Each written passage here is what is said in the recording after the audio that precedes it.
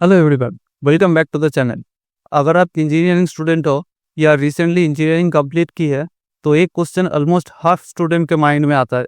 Engineering के बाद क्या करना चाहिए, जॉब या एमबीए? ये डिसीजन बहुत इंपॉर्टेंट होता है क्योंकि ये आपके करियर डिसीजन को कम्प्लीटली चेंज कर सकता है।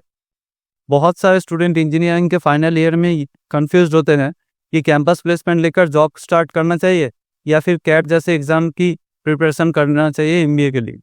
आज की इस वीडियो में हम MBA versus job after engineering का कंप्लीट कंपैरिजन करने वाले हैं। हम बात करेंगे salary, career growth, skills, risk, cost of education, ROI और लॉन्ग टर्म अपॉर्चुनिटीज़ के बारे में। और वीडियो के एंड तक आपको क्लियरली आइडिया मिल जाएगा कि किस सिचुएशन में एमबीए बेटर डिसीजन होता है और किस सिचुएशन में जॉब स्टार्ट करना बेटर ऑप्शन होता है। सबसे पहले एक बेसिक चीज़ समझते हैं, इंजीनियरिंग और एमबीए दोनों ही वैल्यूएबल डिग्रीज है, लेकिन दोनों का पर्पस डिफरेंट होता है। Engineering mainly technical skills develop करता है, जैसे programming, electronics, mechanical design, civil या डेटा एनालिसिस। एमबीए का मेन फोकस होता है मैनेजमेंट स्किल्स, जैसे business strategy, marketing, finance, operations और लीडरशिप। इसलिए जब इंजीनियरिंग स्टूडेंट एमबीए के बारे में सोचते हैं तो बेसिकली एक टेक्निकल करियर से मैनेजमेंट करियर की तरफ शिफ्ट करने के बारे में सोच रहे होते हैं। अब सबसे पहले बात करते हैं जॉब आफ्टर इंजीनियरिंग के बारे में। बहुत सारे इंजीनियरिंग स्टूडेंट ग्रेजुएशन के बाद डायरेक्टली जॉब स्टार्ट कर देते हैं। अगर आपको कैंपस प्लेसमेंट मिल रहा है जो एक सेफ ऑप्शन होता है, तो जॉब स्टार्ट करना आपके लिए ज़्यादा एडवांटेज होता है, क्योंकि जॉब स्टार्ट करते ही आप अर्निंग शुरू कर देते हो और आपको रियल वर्ल्ड एक्सपीरियंस मिलना भी स्टार्ट हो जाता है। एग्जाम्पल के लिए, किसी स्टूडेंट को अगर इंजीनियरिंग के बाद 4 to 8 LPA का जॉब मिलता है और वो ग्रेजुअली एक्सपीरियंस गेन करता है और 3 to 5 ईयर्स के बाद सैलरी इंक्रीज भी हो जाता है, लेकिन आईटी इंडस्ट्री में ये काफ़ी इंजीनियर्स 5 to 7 ईयर्स के बाद ही ये salary near about 15 to 20 LPA तक भी पहुंच जाता है। कॉलेज में जो आप थ्योरी पढ़ते हो उससे कहीं ज़्यादा इंपॉर्टेंट रहता है जॉब में जाके प्रैक्टिकली उसको इम्प्लीमेंट करना, क्योंकि जब आप कंपनी में काम करते हो तो आपको team work, deadline, client communication और प्रॉब्लम सॉल्विंग जैसे स्किल्स को डेवलपमेंट के साथ साथ इम्प्लीमेंट भी करना पड़ता है। लेकिन जॉब आफ्टर इंजीनियरिंग के कुछ डिसएडवांटेज भी होता है। काफ़ी बार इंजीनियर्स फील करते हैं कि उनका करियर ग्रोथ स्लो हो रहा है। टेक्निकल रोल्स में कभी कभी रिपीटेटिव वर्क भी हो जाता है और लीडरशिप रोल्स तक पहुँचने में काफ़ी टाइम लग सकता है। इसीलिए बहुत सारे इंजीनियर्स उस साल के जॉब करने के बाद भी एमबीए का डिसीजन लेते हैं ताकि वो मैनेजमेंट रोल्स में जल्दी शिफ्ट कर पाए। अब बात करते हैं एमबीए आफ्टर इंजीनियरिंग के बारे में। एमबीए बेसिकली एक मैनेजमेंट डिग्री है जो आपको बिजनेस और लीडरशिप स्किल सिखाती है। इंडिया में बहुत सारे इंजीनियर्स एमबीए करते हैं क्योंकि एमबीए के थ्रू उनका करियर ग्रोथ और सैलरी पोटेंशियल इंक्रीज हो जाता है। अगर कोई स्टूडेंट टॉप इंस्टीट्यूट जैसे आईएम्स, आईएसबी या फिर एक्सेलराई से एमबीए करते हैं तो उनका करियर अपॉर्चुनिटीज़ काफ़ी स्ट्रॉन्ग हो जाता है। इन इंस्टीट्यूट से एमबीए करने के बाद consulting, investment banking, product manager, marketing, leadership जैसे कई रोल आपको मिल सकता है। लेकिन एमबीए का सबसे बड़ा फैक्टर होता है कॉस्ट ऑफ एजुकेशन।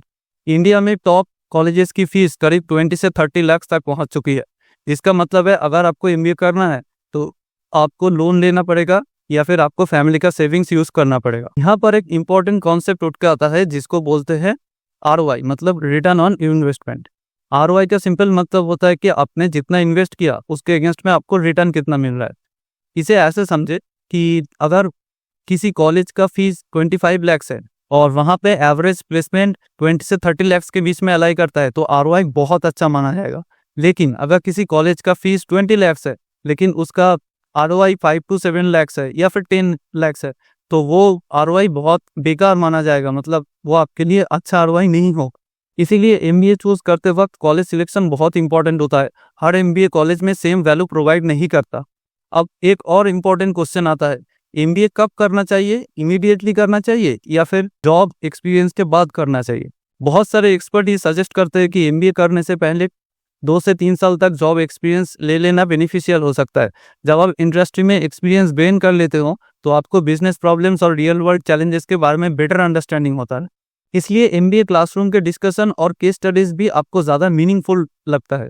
अगर आप डायरेक्टली इंजीनियरिंग के बाद एमबीए करते हो तो भी कोई प्रॉब्लम नहीं है, लेकिन उस सिचुएशन में आपके पास इंडस्ट्री एक्सपोजर कम होता है अब बात करेंगे सैलरी कंपैरिजन की। इंजीनियरिंग जॉब स्टार्ट करने पर starting salary generally 3 to 8 lakhs per annum के बेस में होता है, जो कि ईयर ऑन ईयर एक्सपीरियंस के साथ बहुत जल्दी बढ़ भी जाता है।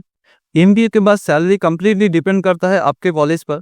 अगर टॉप इंस्टीट्यूट में एवरेज सैलरी 20 से 30 लाख तक भी होता है, लेकिन वही एवरेज कॉलेजेस में वो सैलरी 10-12 लाख से 20 LPA के बीच में देखा जाता है। लेकिन अगर आप टीयर 3 कॉलेज में जाते हैं तो उसका एवरेज पैकेज 5 to 7 LPA होता है।